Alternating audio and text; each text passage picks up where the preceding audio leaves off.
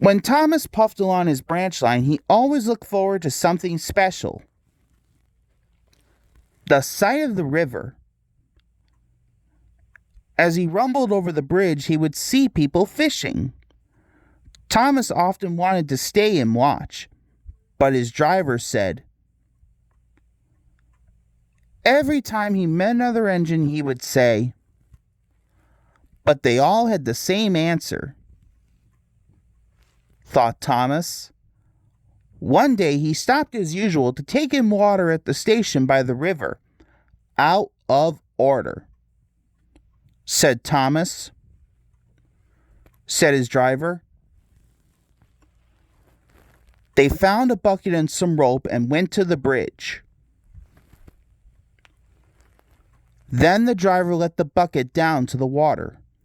The bucket was old and had 5 holes, so they had to fill it, pull it up, and empty it into Thomas's tank as quickly as they could, several times over. They finished at last. Puff Thomas and Annie and Clarabelle ran happily behind. Suddenly, Thomas began to feel a pain in his boiler. Steam began to hiss from his safety valve in an alarming way. Said his driver. Groaned Thomas. They damped down his fire and struggled on.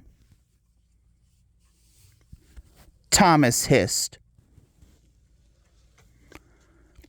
They stopped just outside the last station, uncoupled Annie and Clarabelle, and ran Thomas, who was still hissing fit to burst, on a siding right out of the way.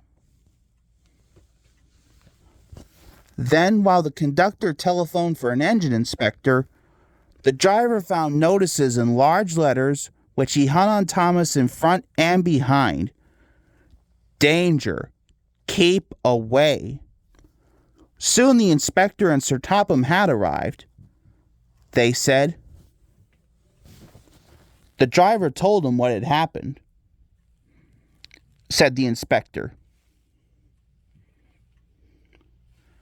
He climbed up and peered in. Then he came down, replied Sir Topham Hatt. He clambered up, looked in, and nearly fell off in surprise. He whispered, replied Thomas's driver.